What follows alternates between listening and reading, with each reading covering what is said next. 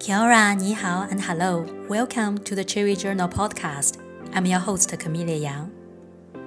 Today, I'm joined by Devin Martin, the visionary behind lifestyle integrity and a distinguished executive life coach. In today's episode, we talked about Devin's transformative journey and his coaching methods. We also covered topics like mentorship, inner journey, intuition, and spiritual crisis. Let's get started. Welcome, Devin. So first of all, let's shout out to our mutual friends, Tom Morgan, who made this introduction. And we had a brief chat before this recording, and I was so impressed by your experience, and I love to share your life stories and your expertise to my listeners. Yeah, thanks for having me, and hello, Tom Morgan. Okay, to start with, I'd like to ask you a question that bothered me for a while. You know, as a life coach, you are often looked upon for guidance. But when facing with uncertainty or questioning your own life, like where do you seek answers and inspiration? It's honestly been one of the greatest challenges of my life, I would say, is craving mentorship. And honestly, I think the solution that I default to has been people that I don't know personally. Books probably are my number one source of mentorship. And I recognize that has major limiting factors. Obviously, I can't be in dialogue with these people. And look, I have a lot of amazing people around me. I have an amazing wife. I have friends who I think are experts in very specific niches, and I will go to them for specific types of advice. You know, there's somebody I'm going to ask about my computer. There's somebody who I'm going to ask about subtle energy. You know, there's somebody who I'm going to ask about entities. There's some other people who I think, you know, philosophically or spiritually are more advanced than me. But I'm also just on a daily basis reading a book for an hour or two a day. And I'm just obsessed with other people's minds. And so I kind of collect great minds, people who I think have amazing minds. Like I feel like I get to crawl inside of someone's mind and just spend time there when I'm reading a book that they've written. And so I think that is probably my biggest, you know, and also I will say I've had many coaches and I've had therapists and, you know, different types of professionals help me as well. But really, yeah, I'm an obsessive autodidact. I love to learn myself, and books are my number one source of information. Cool. So last time we briefly chatted about your journey towards transformation, and it's very inspiring. Could you share some milestones or the moments or practice that have significantly shaped your path? Yeah, I mean, it's funny.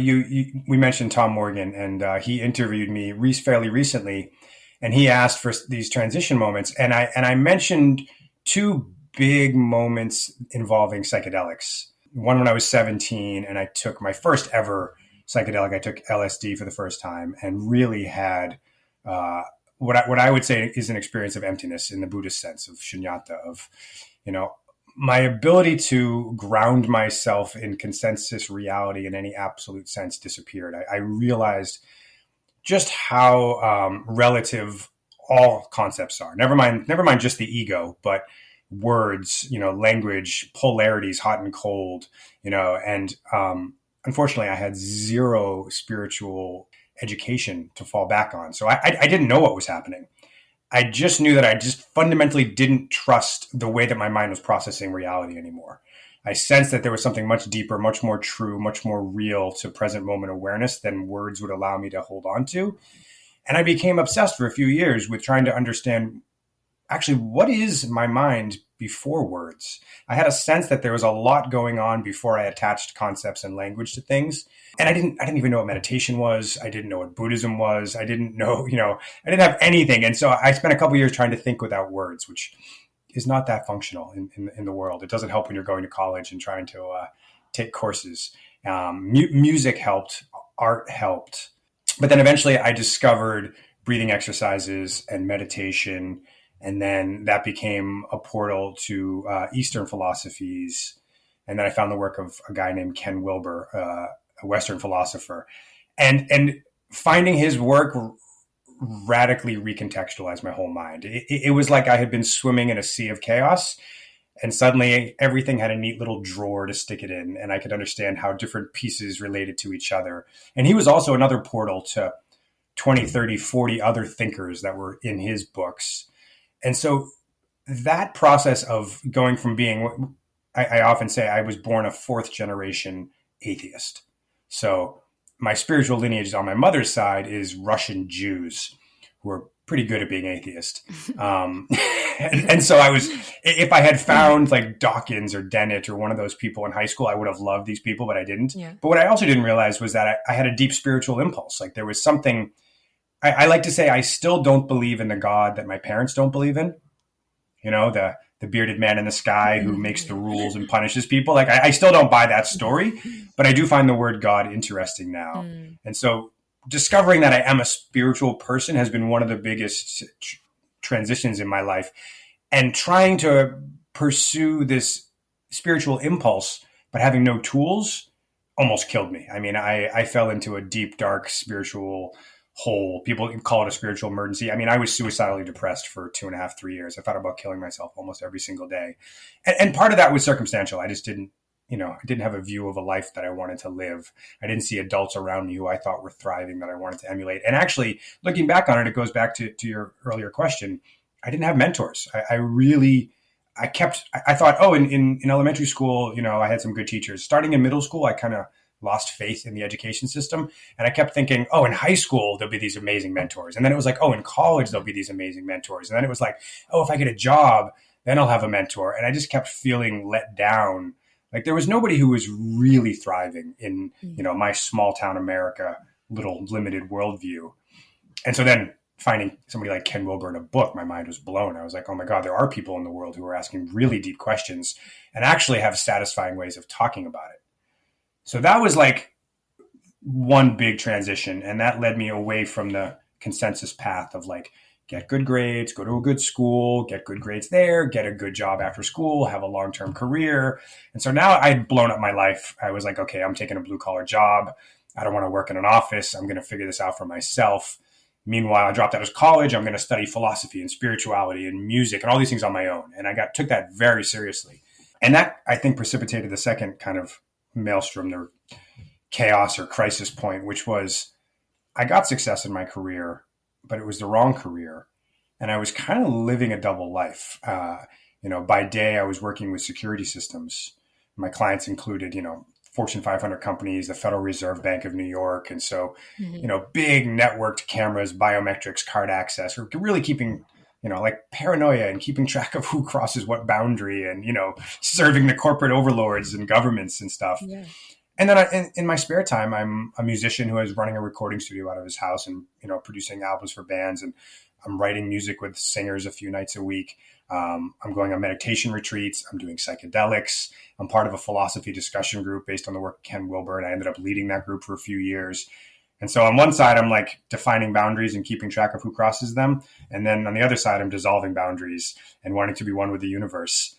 And at some point, I felt so out of integrity.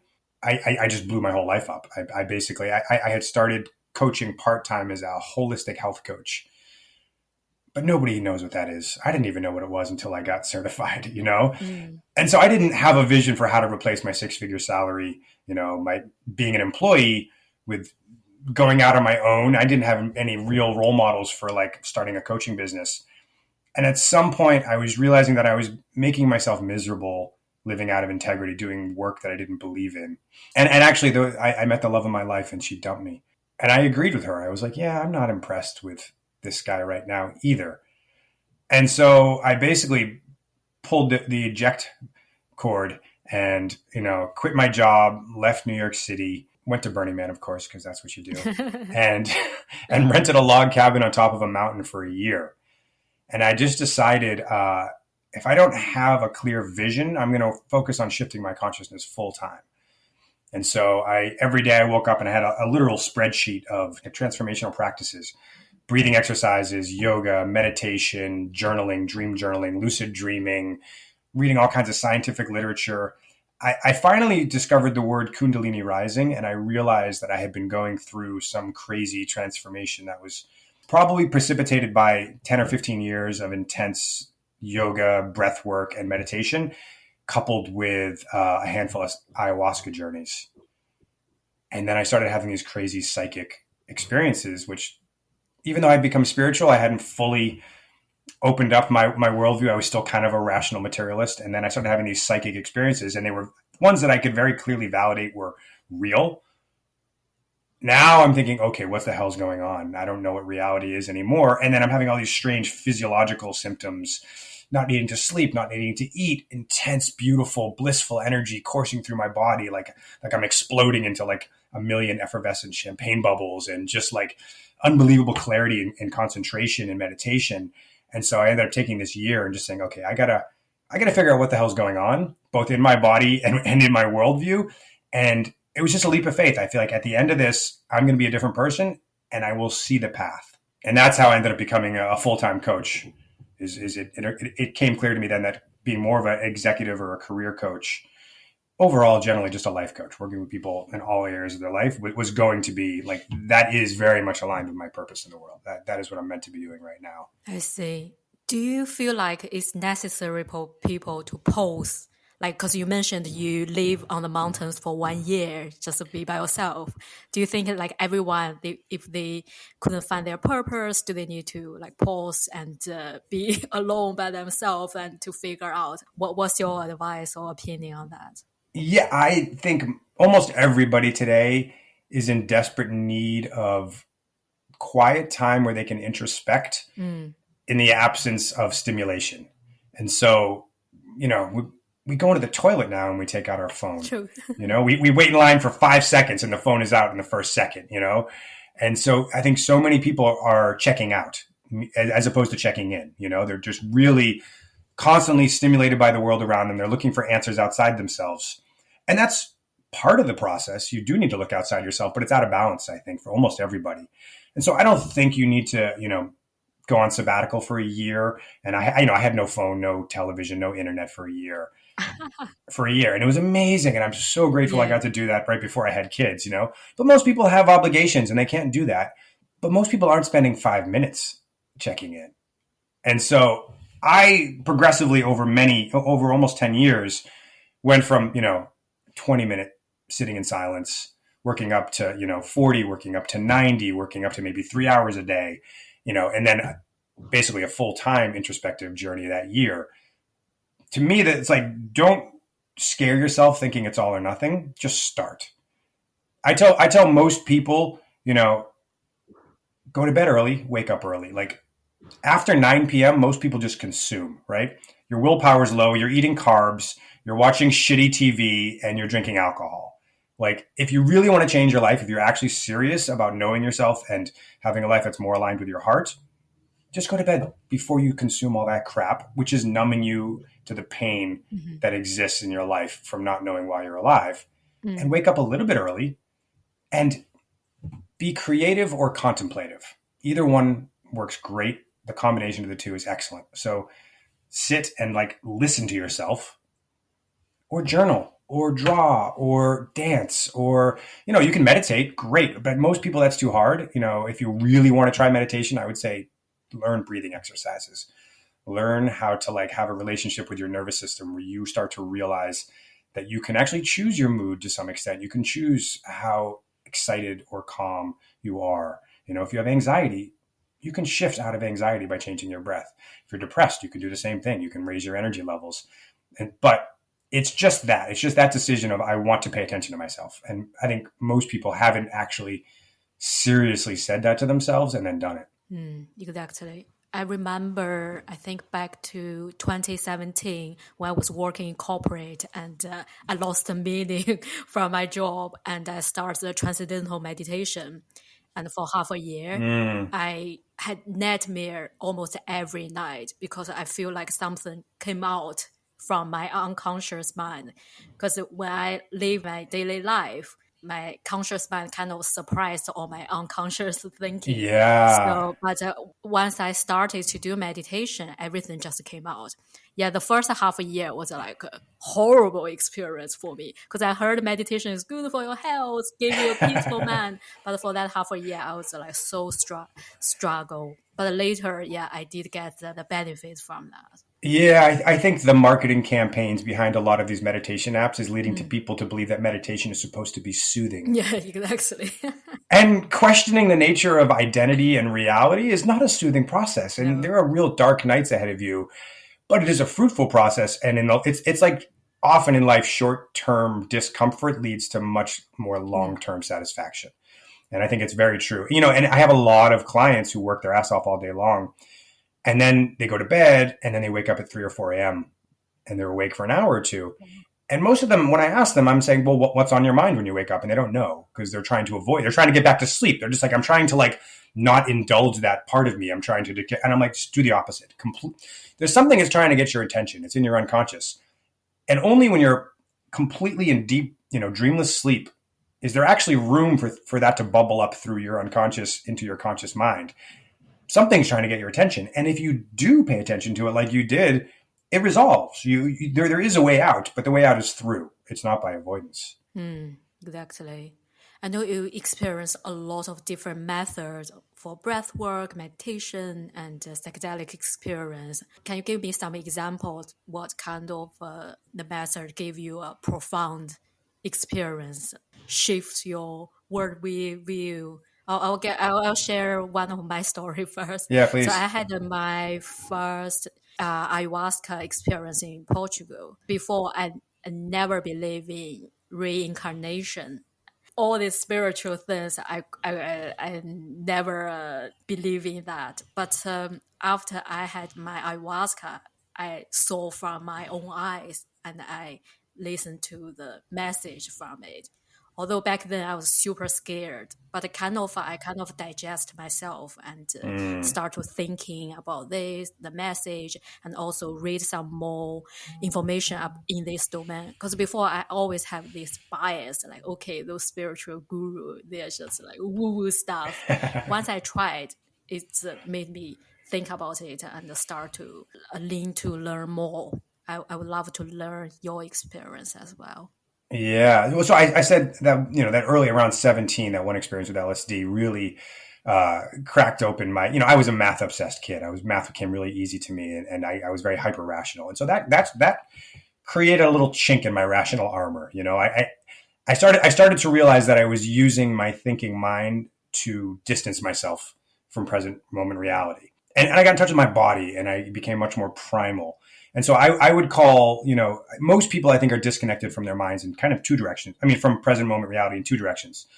Pre-rational, which is like just the felt sense of being embodied, your instincts, your reflexes, being primal, your desires, your lust, your enthusiasm. I think most hyper-rational people are disconnected from their bodies. They kind of exist from the neck up. And I was that way. But I think the other direction is transrational. This belief that there's something that transcends and includes the rational mind. Wow. And so this is the realm of intuition and creativity. And my first experience with ayahuasca, so I did 3 ceremonies in Brazil in the jungle. And on the third ceremony, I argued with the woman who ran the place. And I basically was like, I want way bigger doses than you're giving me. And she was like, we don't do that. And I was like, I don't want an upper. I just want it all. Because my experience with psychedelics is that the first time you do something is very special because you can be overwhelmed because you don't know what to expect. But you need a significant dose. And so if you like take little doses, you kind of like, it's like with somebody who has such a strong rational mind like I did, I could almost think my way out of these states, and I wanted to be hit over the head, and I knew that would work for me, and so I finally got her to give me a disgusting amount, and I would usually sit for the first hour. I would try to sit in meditation and just follow my breath and just be present, and then at some point I would lay down on the mat, and then this time within 10-15 minutes, I got this strange, I don't call it a voice, but for me, intuition comes as a direct knowing. I don't see things, I don't hear things, I just know things. It's not mediated in any way. And I just knew I had to curl up in a ball, in a fetal position. And, if you're a meditator, you're used to okay, I have the thought I should call my mom, go back to the breath, focus, thought comes up again, go back to the breath. But if you think you should call your mom 4, 5, 6 times, maybe you should get up and call your mom. Maybe this is an intuition, And so I just kept coming back, and I was like, okay, I have to curl up into a ball in the fetal position. the backstory is that I was single. The last relationship I had been in was kind of like the biggest relationship. It was the only real love of my life. I fell in love with her when I was like 12, and we didn't date until we were in our 20s.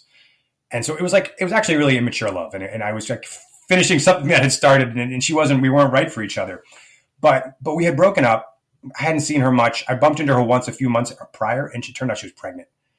And it was just like, and my first thought was, oh my God, it's mine. And then she was like, no, I just met this guy and we got pregnant. I was like, oh, thank God. So like, I hadn't talked to her in months after that. So she wasn't on my mind. I was really focused on like, what is my purpose? Like, that was why I was in that ceremony. And then all of a sudden I realized that there was this need to be with her unborn child. She was like 7.5 months pregnant. I didn't even know. And I was like, well, how do I be with an unborn child while I'm in Brazil. This kid's probably in like Massachusetts or something. And I realized that I didn't want to like theoretically be with a child. I wanted to actually physically have the child in the room with me. It was like, I don't know. To me, ayahuasca is different than other psychedelics where like, I feel like other psychedelics, you hallucinate, and ayahuasca, you see things, but they're real. They just are, you know? And then I realized that I was trying to break space and time to bring this child with me. And as I was doing it, along with space and time, my separate self-identity was also breaking down. And so I was becoming this fetus in the womb. And I felt, I was breathing in liquids, but also time and space broke. And I started experiencing every single moment of this child's life at the same time.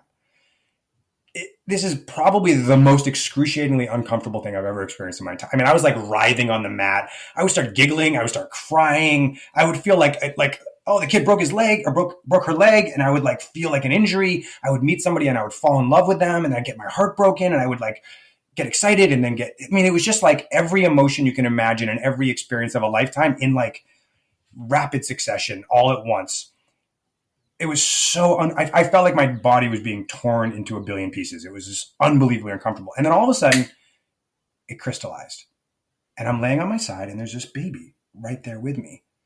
And I was just overwhelmed with feelings of love, just like, and I realized I love this baby. If I never meet it, I never raise it. I love this baby like my own.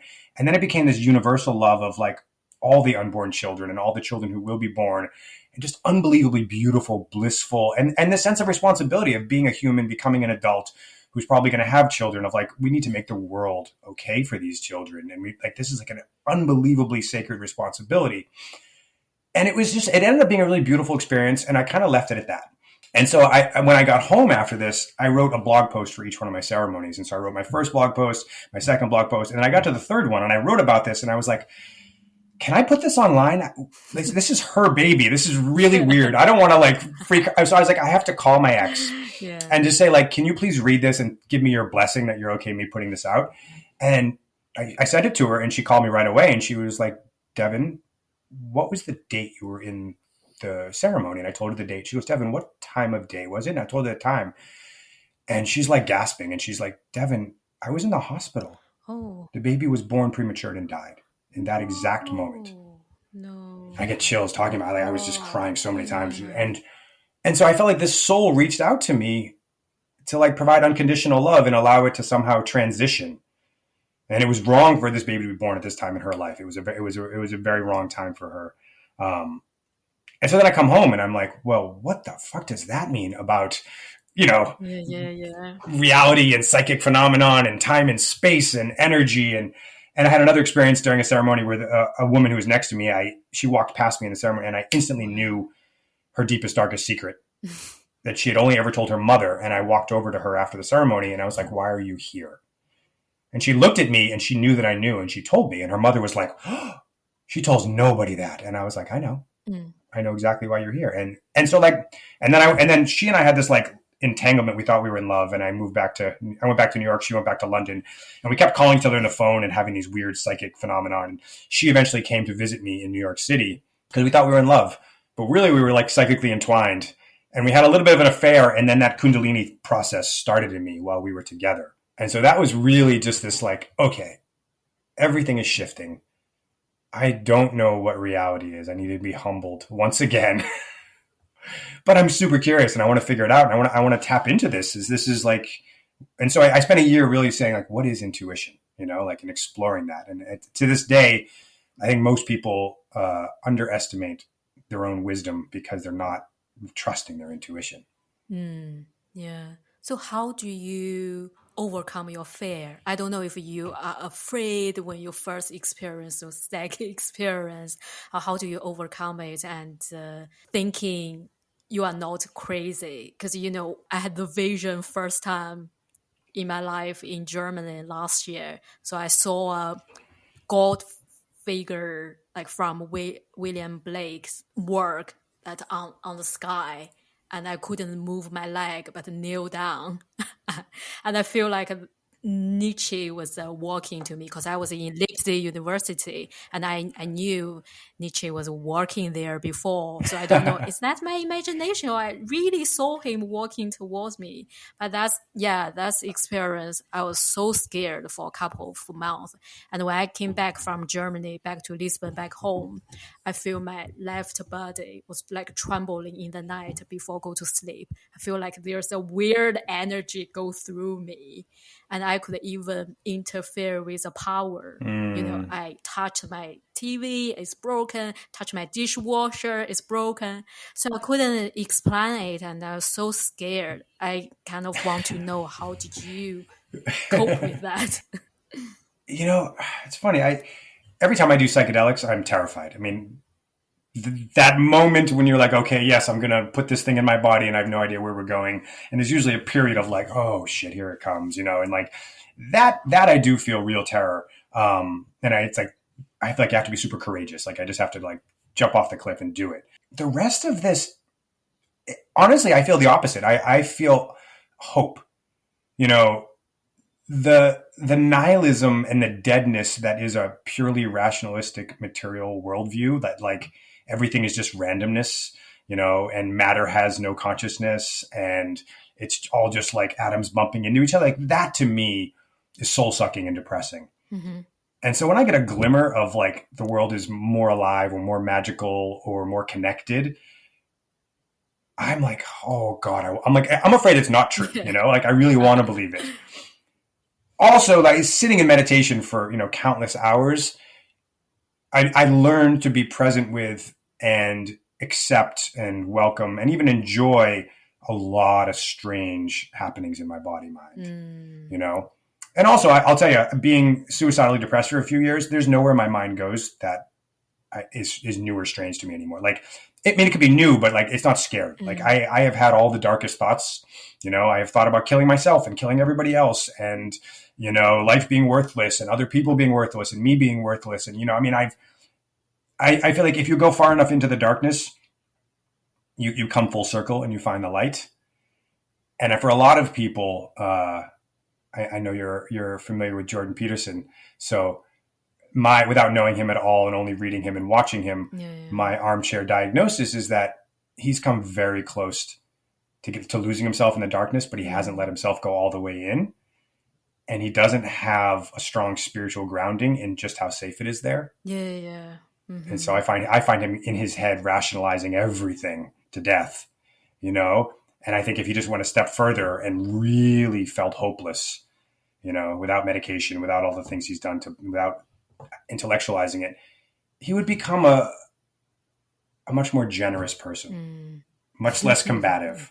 When people go through this and they really find the other side, they have a hard time seeing other people as an enemy in the way that I think he does so quickly. Yeah, true.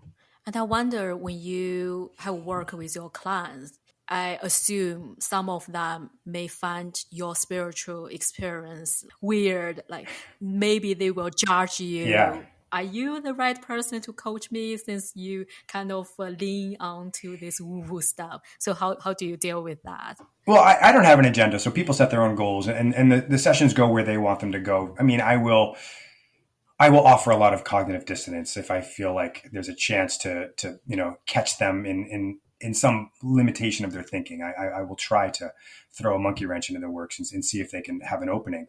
But I also think people pick me out precisely because I have this, and I work with a lot of people in finance. It's a huge part, just like really, really, really high IQ people who are hyper rational. And for the most part, I can spar with them. I can keep up. Yeah. And so then when I go what they would call woo woo, it's confounding. They're like, wait a minute. It's usually, I think they think of stupid people of being spiritual, but here's a guy who seems to like be pretty smart, and he's going there, and he can talk about it in a way that's pretty grounded. And I think they want that. Like, I think everybody, whether they can acknowledge it or not, has some spiritual impulse. They have a sense, an intuition that their separate sense, their ego, is true but limited. It's not the whole truth. And they do, on some level, feel connected to something greater. And there's a part of them that desperately wants to know that that's real. And so some people live in radical denial and they reject it violently, and they have to work really hard to keep it out of their awareness, you know? And I like when I look at the staunch atheists, like not Sam Harris anymore, but the rest of the crew, the four big ones, like, why are they so obsessed? You know, with, you know, like the preachers who are obsessed with people not being gay, they often turned out to be gay themselves. Yeah. Right. And so the thing we fight the strongest against is often the thing that we don't want to admit has some truth for us. So I think most people have a spiritual impulse, but their experience of religion has turned them off because the Bible doesn't resonate, or the way the Bible is being talked about doesn't resonate with them. And so what they're rejecting is valid, but that doesn't mean that there's not something else that they're searching for, and they just don't have the words for it. And so, yeah, I might talk to somebody about their purpose. I might talk to them about their core values. I might talk about relationships and connection and giving back and being of service. And, you know, all those things, you know, you can lead to spirituality as well. And so I'm looking to meet somebody where they're at. Like, what is the edge of their personal development in a whole bunch of different areas, you know, intellectually, emotionally, spiritually, kinesthetically, relationally, you know, all different lines of development. And yeah, and if people want to go there, you know, I often probably light up. It's fun.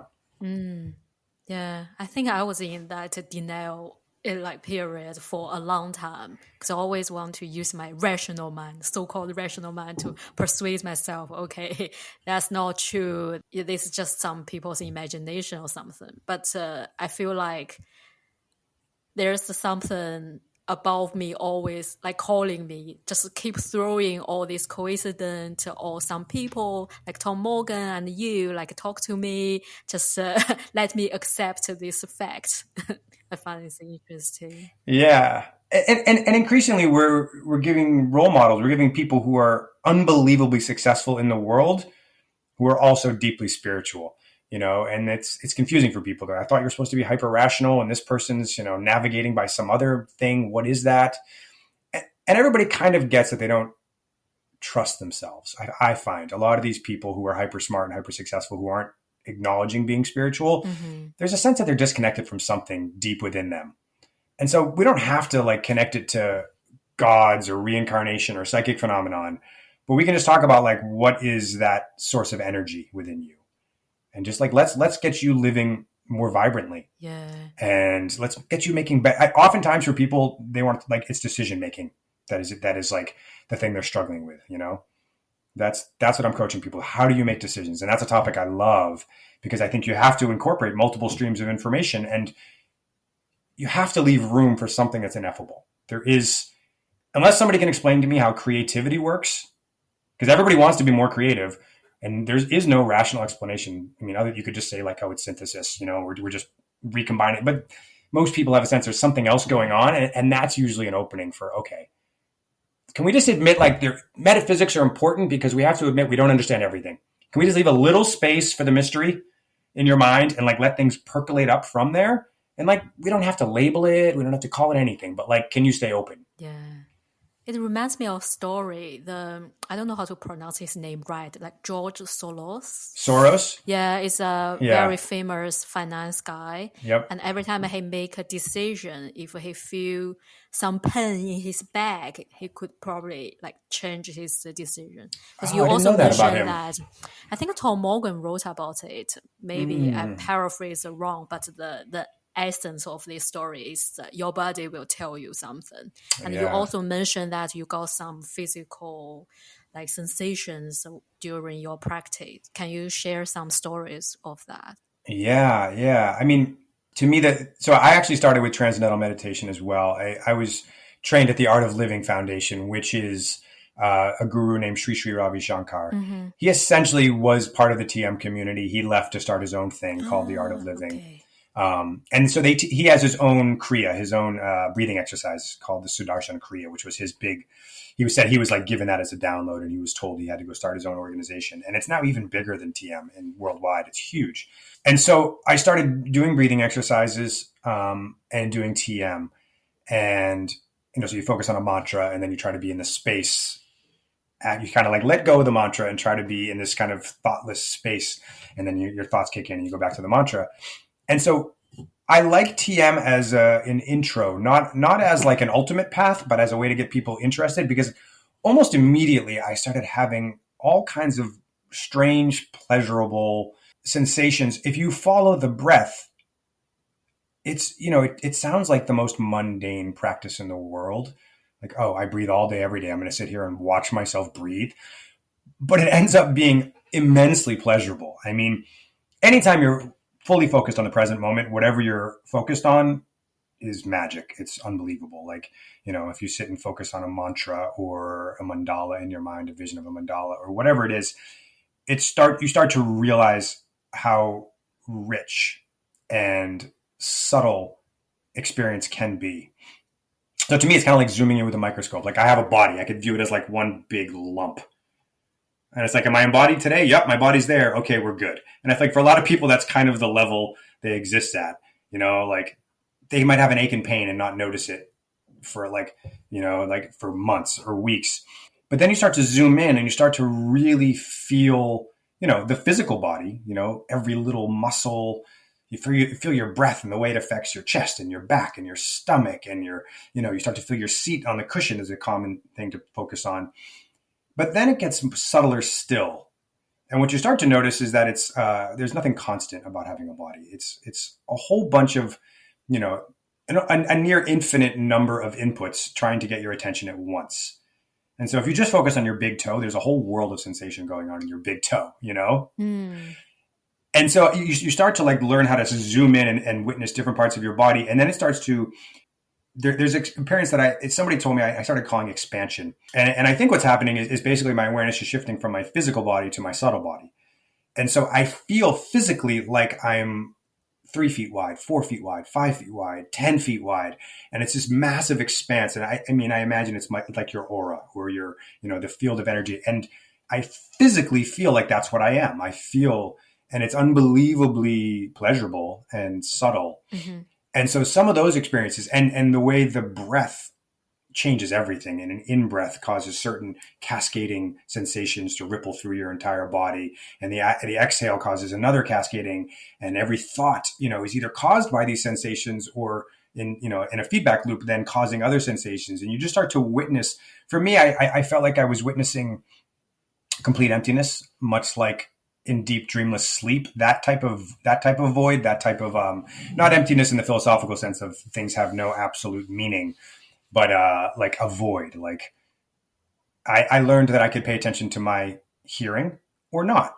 Like if right now I asked you, what are you tasting?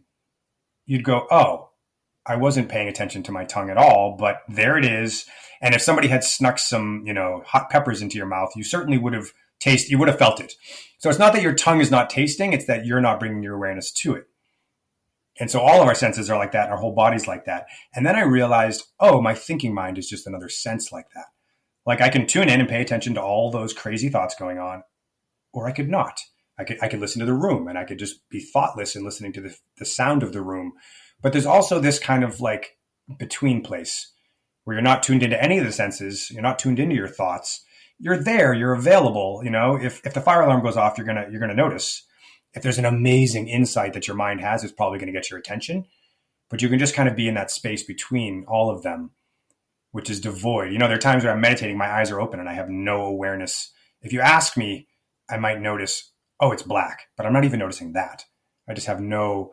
And so like that experience to me was radical, because as somebody who was essentially assaulted by my brain full time for many, many, many years. And I would be an insomniac and couldn't fall asleep. I couldn't stop thinking. And I was just obsessed with thinking, to realize that, like, much like my other senses, the brain's just going to keep doing its job over there.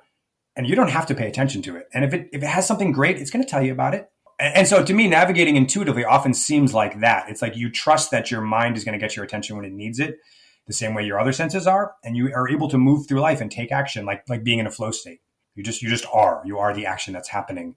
You don't have to check in and say, well, I wanted to say hi to that person, but are they going to recognize me? And am I going to say it in the right accent? And is this going to be embarrassing? Yeah. Which to me is like an autoimmune condition. It's like you don't trust what's spontaneously arising. You have to like analyze it, and like it's exhausting. I don't want to do that anymore, you know? And so learning to play with where my awareness rests, and then having all these amazing, beautiful experiences of what's actually going on in my body if I just stop conceptualizing it in a thought and just directly apprehend it. Like that changed my experience of being a human, I would say.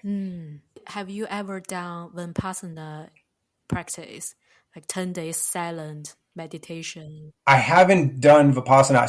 So after doing TM for many years, I switched to Zen. And so there's a Zen center nearby that I'll go, and they do 7-day sessions.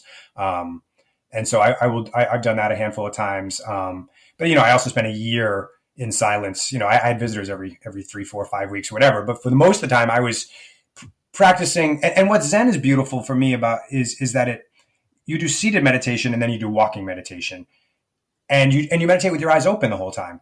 And so they're really trying to help you take meditation off the cushion. It's not about this radical departure from your life where you close your eyes and have some strange altered state of consciousness.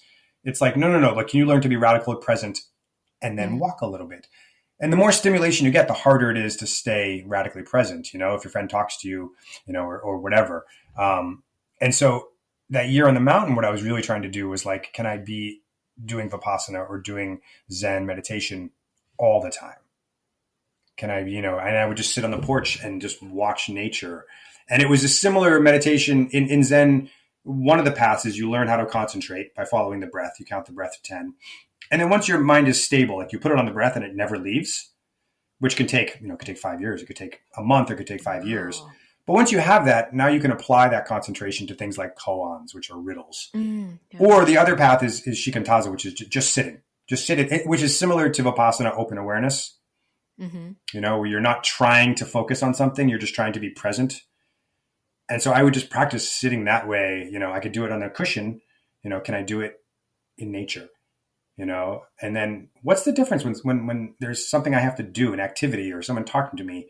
Well, where do I collapse? Where do I lose the present moment awareness and slip into thinking or whatever is happening?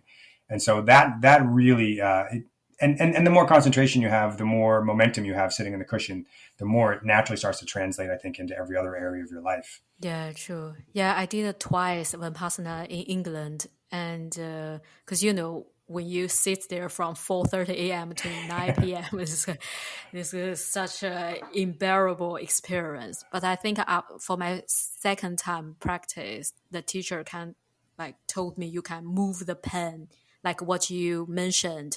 Because when I was little, I read a story about a Vietnamese monk.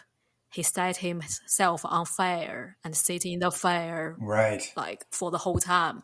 Because before I saw that it's definitely a fake story. Who can bear that pain from the fire? If I burn my finger, I could be like, oh, it's so painful. But how could he just sit there peacefully? But after this kind of practice, I feel like, yeah, definitely human probably can do that. Yeah, actually, pain is something that my view has been radically altered from meditation. I now believe pain requires fear. You cannot feel sustained pain without some level of fear. And so you could think of fear as being like a multiplier or a divider on the sensation that your body is bringing to your awareness. And so there are certain times where I've gotten injured, and for some reason I was not worried about it. Like, give me a cut on the arm and it's not that deep and I don't care. It doesn't scare me. But if you cut my fingers, I'm terrified of losing my fingers. Like, I'm a woodworker and I'm a musician, and like my fingers mean the world to me. And I'll notice that I have this unbelievable pain. It's just like, it's totally out of context. You know, it doesn't make sense how much it hurts. And just sitting in meditation also, like, yeah, you get these, your back hurts, your knee hurts, your hip hurts. And what I would notice is you can try to avoid it and it usually gets louder, or you can try to focus on it. And then if you try to pin it down, like exactly where is this located in space?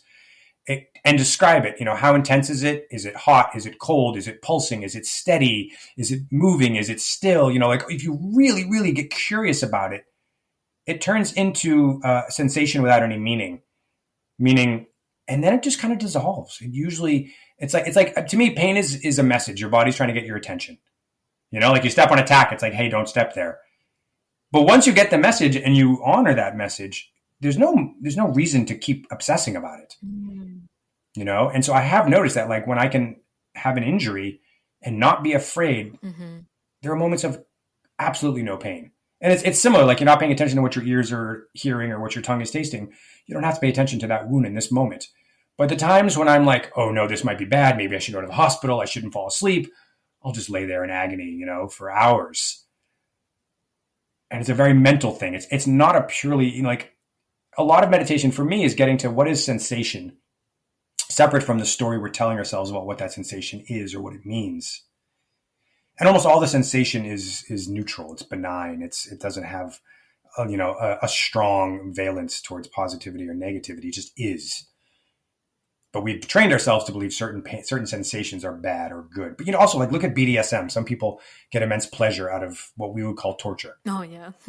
Like, it's malleable, it's negotiable, it's not fixed, and that's part of the emptiness thing. Like, these things don't have absolute meaning. So it's our mind make up the story and tell us how it is. Yeah. And I think like, there are these fascinating videos of all over, Instagram or YouTube of little kids falling down. And what do little kids do when they fall down is they look to somebody who's an authority figure, and they basically kind of ask with their eyes, am I okay? And depending on how the parent responds, they either cry or they don't. Yeah. And there's this one hilarious video where this guy goes, watch this. And he's holding his, small, like, baby in his arms. And he walks over to the wall and he whacks the wall with his hand and he goes, oh no. Oh. And the baby starts crying. And then he goes, now watch this other video I have. And the baby's like just becoming a toddler, and the baby falls and just whacks its head on the wall. I mean, it's a brutal fall, and he starts laughing, and the baby starts laughing and gets up and keeps walking. Wow. And I think, so we're all kind of indoctrinated into some beliefs about what these things mean. Some people are very stoic. They don't acknowledge physical pain as meaningful. Other people are hypersensitive, and it's a real experience, but I think it's more negotiable. True. Than we tend to believe. So let's back to another question also confused me a bit. You mentioned your wife is a therapist. And can you elaborate on the differences between therapy and life coaching? And how this approach complement each other in supporting clients? Yeah, so therapy is a real profession with a central certifying board. That means you have to, like, pass a test and be qualified according to specific standards. Coaching is the Wild West. There's no standards. Anybody can call themselves a coach instantly, and they are.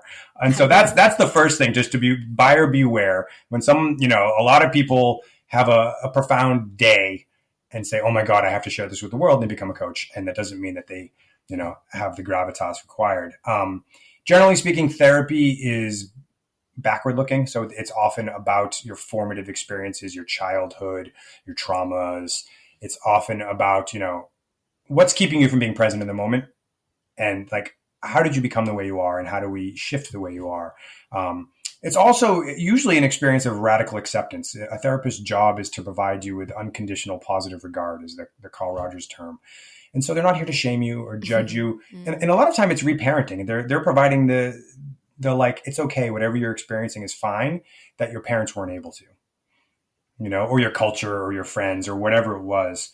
And so, nowadays everything's trauma. So there's big T trauma, which is like the singular event. And then there's small T trauma, which is like the 1,000 paper cuts that change your personality.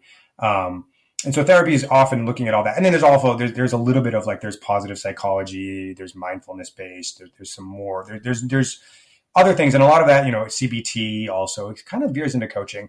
Coaching tends to be more forward looking, and there's often goal setting. What do you want to feel or experience or accomplish? And how do we change the way you're behaving? And so there is a lot of overlap there. Like, I find certain people don't have the ability to introspect, to be aware of their emotions, to talk about their emotions. they might come to me for coaching and they can't even really talk about themselves. And I might say, okay, you need to go be in therapy for a while. And I think great coaching rests on the shoulders of a decent therapeutic base. Doesn't mean you have to be in therapy, but it means the environment you were raised in helped you have some of these skills. And you've done some work, ideally, to think about your past and consider how it might have shaped you. And I am, as a coach, often talking about people's past and mining it for insights. But I'm also, the other big difference is that I hold people accountable more. Oh, yeah. So what do you want to do? This is scary? Oh, good. Let's make sure you do that. And then the next session, did you do it? In therapy, you don't want to hold people accountable too much because it can feel like shaming them, and that's not therapeutic. You want to have unconditional positive regard. That's fine. That's fine. You said you were going to stop eating cake every day. You still ate cake. That's okay. You needed cake, Whereas I'm coaching, I'm like, why are you eating cake? What is that doing for you? Let's dig into this a bit. Yeah. And then, there's a million types of therapy and a million types of coaching. I tend to be a very holistic.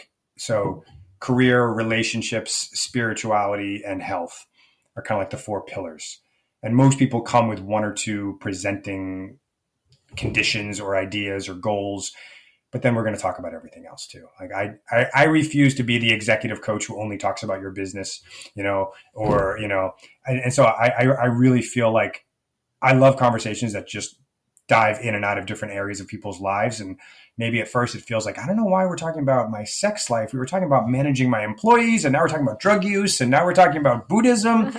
But then if I can tie it all together and help them see the thread, it's often a more profound insight. And they start to realize that, like, oh, this is a way that I'm seeing the world that is affecting everything. And if I can shift this one little thing, everything else changes with it. Okay, that's compelling. Okay, now I want to talk more about this. Mm-hmm. Can you share some strategies or exercise you are using? For example, a client have some spiritual crisis come to you, like how it works. Yeah, I mean, I wish I had more spiritual crisis. Tom Morgan was one of my ultimate ones. He talks about this. He had a big spiritual emergency. Yeah. And I love that because it's something I've been through, and it's such a potentially beautiful, profound shift in your life. For most people, they come in with goals that in the beginning, look, I do have a client recently who's like, I want to be stably feeling one with all things and speaking from my heart. And, he had very deep spiritual goals. Most people don't. Most people, they want their relationships to be a little better. They want a little more success in their career. Often with me, people are considering major transitions. So is this the right marriage for me? Is this the right job for me? Is this the right career for me? Should I move to another country? Should I move to another state? And so I'm helping them talk through this. I ask a million questions. My number one technique is asking questions. And my fundamental assumption is that people have more wisdom than they're willing to admit. And so I think for a lot of people, the most profound thing I do is I take notes obsessively. I have a piece of paper in front of me. I have a black pen and a red pen and often a highlighter. And half of what I'm writing is like, ooh, that gives me an idea. Let me share this with them. But most of what I'm writing is probably quoting them. I'm writing down things that they say that I think are brilliant, and they're actually answering their own questions. But I find people go into an altered state during a good coaching session, and afterwards they don't fully recall precisely what they said. And I think this is where a lot of therapy falls down, is the therapists are actually doing good work, but it feels like a departure from the rest of the reality, and it's hard to connect that new way of being into the rest of their life.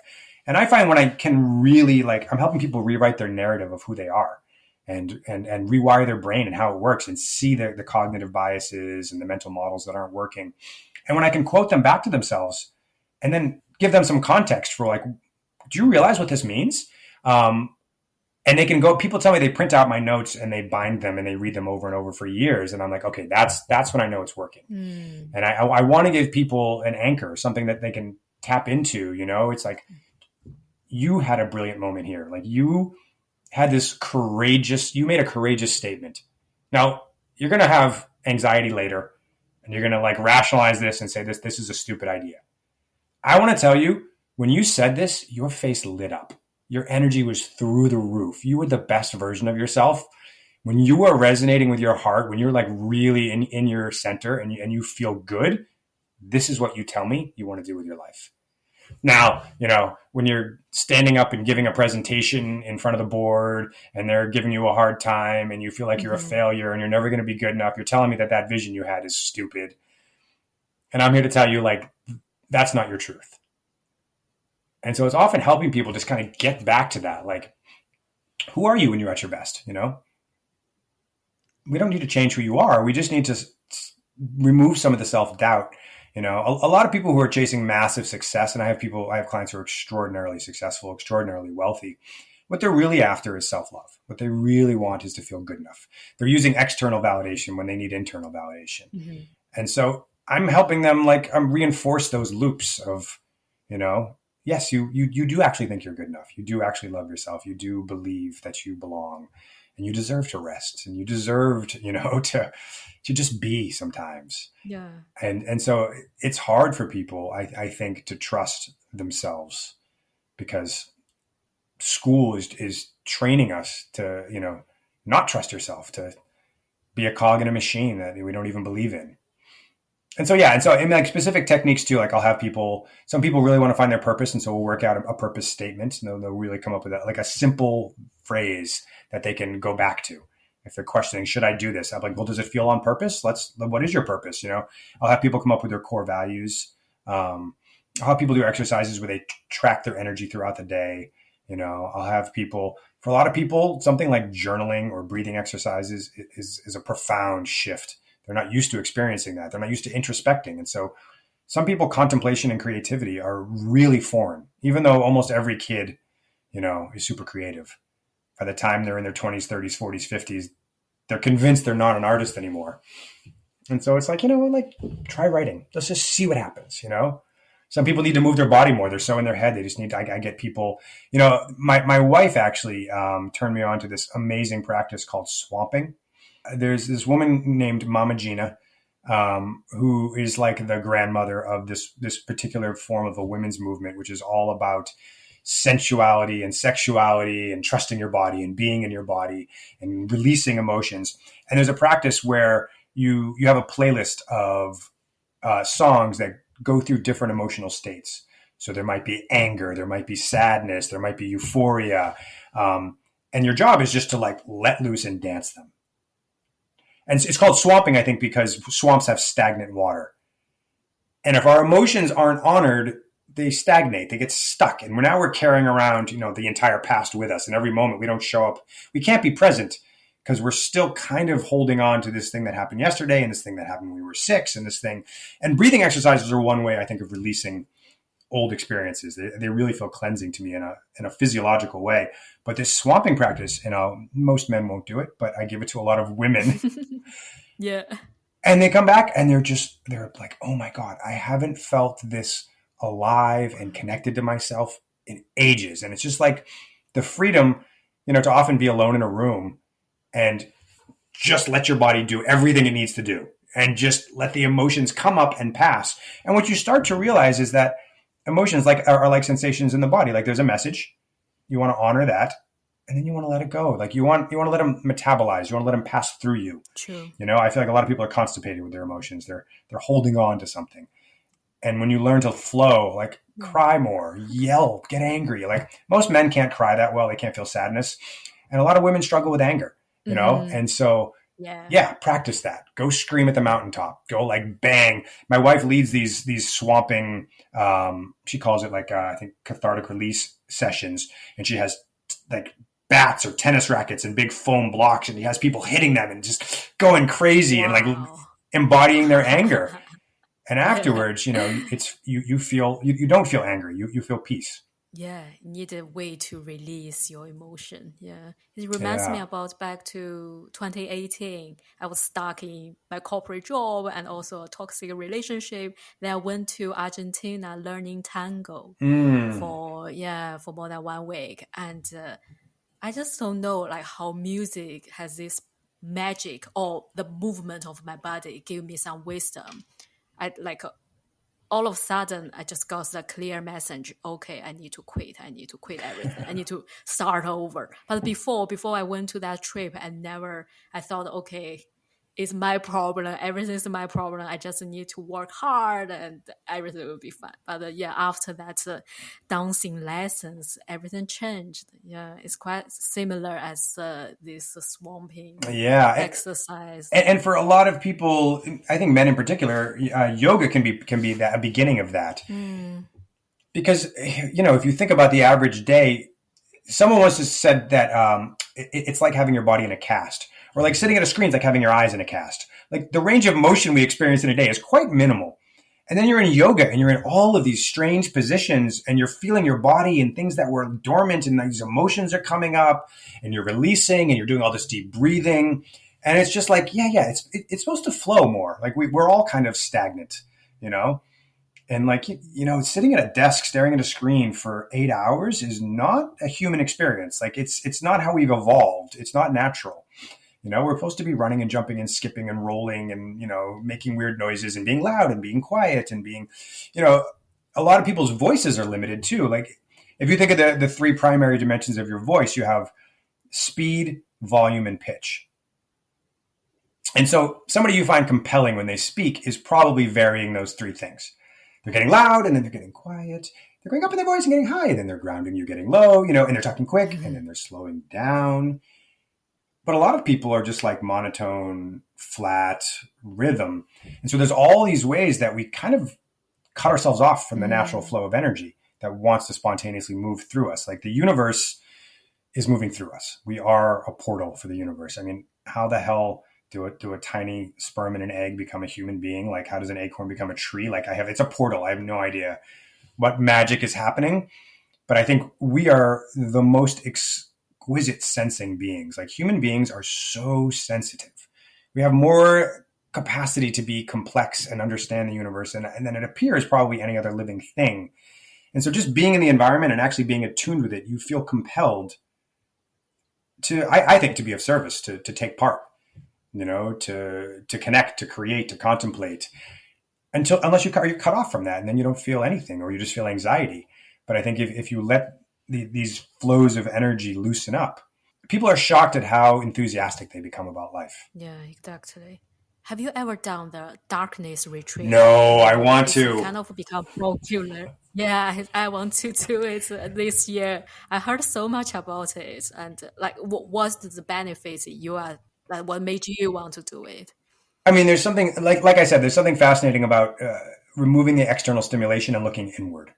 And so this is a forcing function. I mean, in my meditations, when I go deep, I often have an experience. I think it's called body mind drop, where I don't have any senses. I am in darkness. I don't even have a body, and it's unbelievably insightful and rejuvenating. It is like deep dreamless sleep. And so I think this just facilitates that kind of experience where you don't have to actively ignore what your eyes are seeing or actively ignore what it's like I've done float tanks, a sensory deprivation tank.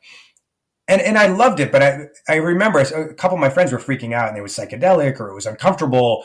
And I was like, oh, this is meditating. Like, I get this. I've had this exact experience on the meditation cushion of just no sensory inputs, no bodily awareness. And I could just be in that emptiness. And that, like, it was very blissful. It was like it was comfortable for me. And so I think I've never done it for whatever, days or weeks or however, people do these month-long darkness retreats. I've never been in that state for that long. And I think all kinds of weird shit probably does come up. I think your mind probably does play tricks on you. Yeah. Cause for me, I admit I fear of darkness, especially like before I go to sleep. Sometimes I just, oh my God, it's a lot of vision just to pop up. So, but I feel like this year, there's an urge for me to overcome this fear. And you will. Just go in there. And it will probably get much worse than it does at the average night when you're afraid of darkness. And I think if you stick with it, if you go into the darkness, you will find comfort there, and for the rest of your life probably never have to have this fear. True. Yeah, that's why I feel the urge to do it. Yeah. I'll let you know my experience once I done it. Yeah. I want to hear about this. I actually recently met a guy who has done this, and I haven't had a chance to Okay. really get the full download, but he's done a couple of them. Oh. And I actually just got a message from him today, and I was like, oh, I got to reach out with him and hear more about this. Nice. So, what advice would you give to someone who feels stuck or unsure about their direction in life, but maybe they are hesitant to seek professional guidance or seek a life coach? I mean, I don't think everybody needs a coach, but I do think everybody needs to engage with their stuckness. And so I would say, try to define your stuckness. Do you really know where you're stuck and why? Like really, really get to the point where you think you have your finger on it. Like you think it's your career. Why is it your career? What about your career? What would you like to be different? And really try to figure out, do you have a vision for another way? Like, is there anything compelling out there that would be an alternative? And for me, I think clarity can be additive or subtractive. And so if you can sit down in silence, and that is the practice, really. David Data, I don't know if you know him. No. He's a I don't know what to call him, a spiritual teacher, a philosopher. He wrote a book called The Way of the Superior Man. Oh, okay. And in it, he talks about how to find your purpose. And he basically says, go sit alone in a room and stare at the wall until you have to do something. Yeah. And if you have to get up and go to the bathroom, go do that and then get back and sit and stare at the wall. But like, remove the stimulation, like be in the void, be in the emptiness of like what it feels like to not know why you're alive. Like actually sit with that. Yeah. Can you really admit you don't know why you're alive? And most people are going to hit a wall. They're going to, I'm stuck. And then you need to talk to somebody. Like you need other perspectives. That's the point. You don't exist as an island. The world is a rich, rich place. And the more you engage with it, the more clarity you can get. And so a coach is just somebody who's going to do that directly focused on you for an extended period of time. Most of your friends, it's give and take, and that's beautiful. If you have the right friends, more power to you. But it's also a big ask if you're really stuck and you need to like bang your head against this wall to have somebody sit and hold that space with you. And what you tend to find out is most of the people in your life have a bias. They have some attachment to the way you are today. Yeah. If they're relying on you to do your job, they don't want you to quit. If they're relying on you to make money, they don't want you to stop making money. If they're relying on you to like whatever, drive their kids to school, they don't want you to disrupt their life. Or some people, it's actually, well, if you take this risk and I'm not, then I'm gonna have to think about why I'm not. So I'm just going to try to convince you not to do it. And this is not a conscious thought for some people, but a lot of people will try to hold you in the status quo. Whereas I have no emotional entanglement in my clients' lives, They pay my fee. I'm good. That's all I need from you. We have a contract. We have an agreement. But now I'm here to be of service. And I love these conversations. I love holding space for people and like being a mirror and helping them see themselves from a new perspective. And so I think if you can find a coach who's really passionate about that and good at it, it does transcend what a friendship can offer. It's a different format. And, and if you show up and you take it seriously and you are really prepared and you bring your deepest questions, it's a place where you can be held and pushed and challenged and, I think get to know yourself better. And so, yeah, I mean, for me, I didn't have a coach growing up. I didn't have an awareness they existed. But I like, the initial question, I craved mentorship.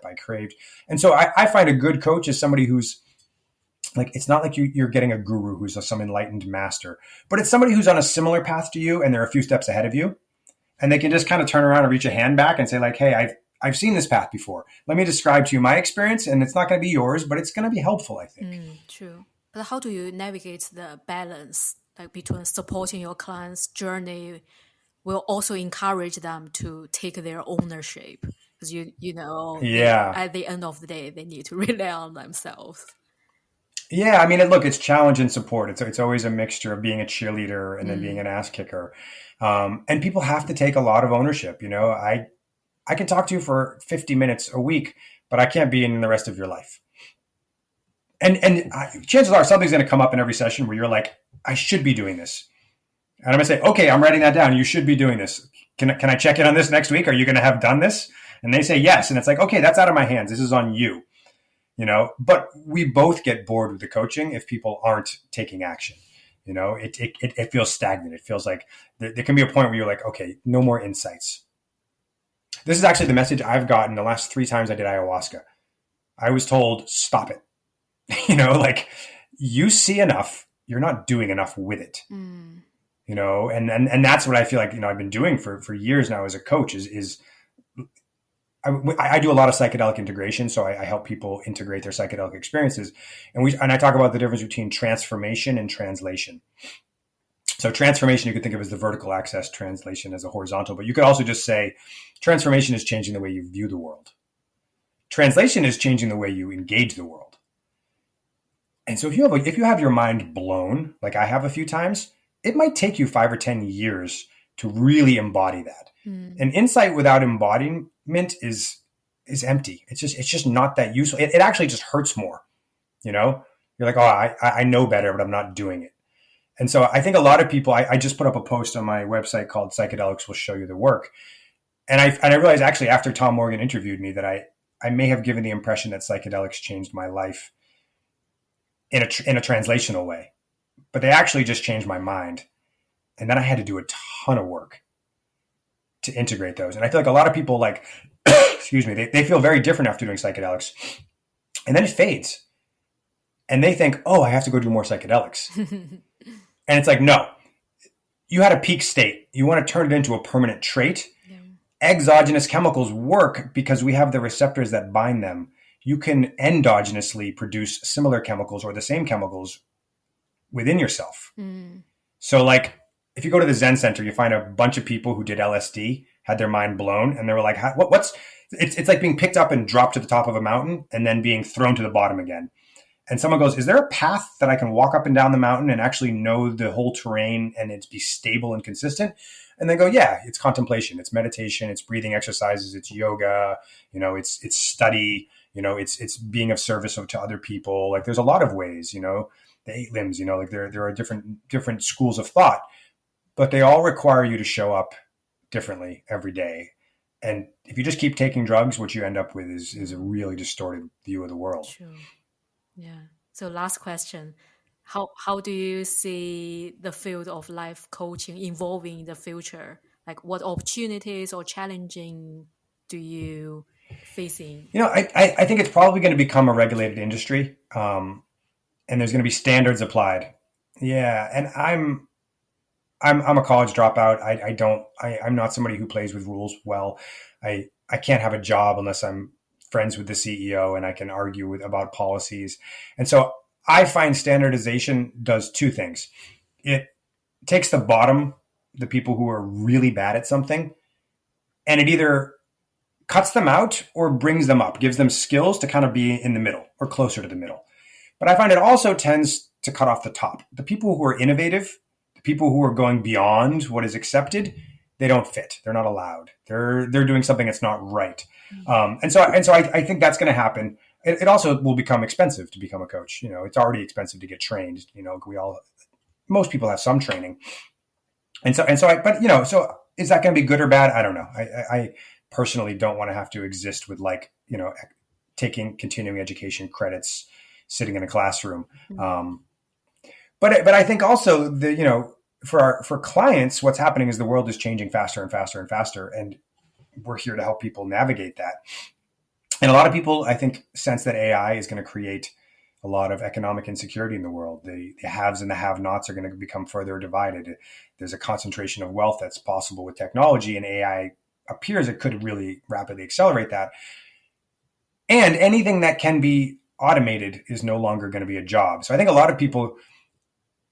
the good news is a lot of people are going to have to figure out what they love. What is your bliss? And whether you have some stipend to live on without working and you just get to have hobbies, or you actually just have to contribute and make a living following your bliss, I don't know. But I think either way, it's good. I think people are suffering working in companies who have products they don't believe in bureaucracies that are inefficient, in cultures that, tell them that they can't have emotions and they can't have spiritual life and be part of the workforce. And so I think that's all going to get disrupted. And I think it's going to be messy. And I don't know how it all turns out, but I think there's the potential for it to be Charles Eisenstein says, the more beautiful world our hearts know is possible. And I love that. I love that because it's like, no, I can't draw the picture of exactly what it's going to look like because that would be too rational. And I think it's going to be more magical and mysterious than that. But my intuition is that it's almost like, I think Terence McKenna used the term an archaic revival.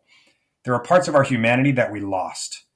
Rituals, connection with the sacred, there are these things that shamanic traditions still have, indigenous cultures still have, that I think we've lost touch with. Like, I think the challenge is we all have to become indigenous. To be indigenous is to be from a place. It's not more magical than that, but we're not from anywhere right now. Like, we're not deeply embedded in our environments. We're disconnected from our environment. And so I think the challenge is we have to become exquisitely sensitive again, like really feel our bodies, really be in touch with our intuition, and then look around us and say, what does my environment need? And some people have to garden, and some people have to be therapists and coaches. And, I don't know what the answers are. But I think if we do it right, it's not going to be uploading our consciousness into some simulation. It's going to be physical. It's going to be, regenerative farming and, things like of that nature, I think. And so I think there's going to be a lot of questions, a lot of confusion. And I think coaches and therapists and just helpers, people who are, starting groups, men's groups, women's groups, I don't care what your gender is, groups, people getting together. I think we need a church. We need a secular church, something that's not based in a book, but is a way for human beings to get together and connect with themselves and connect with each other and have a connection to the sacred. And so I think a lot of people are seeking therapy and coaching for that now, but there's something I'm not doing, which is creating community. And I think coaches and therapists are going to be involved in that. I think there is going to be a new stage of development. Beautiful. So where can people find you if they like to know more about your work and get connected? Lifestyleintegrity.com is my website, and you can find my Twitter, X, and Instagram and whatever else on my blog there. And there's a contact form. But yeah, everything kind of works through there. Cool. I'll put in the show notes. Thank you, Devin, for this beautiful conversation. Thank you. Yeah, thank you for having me. This is fun.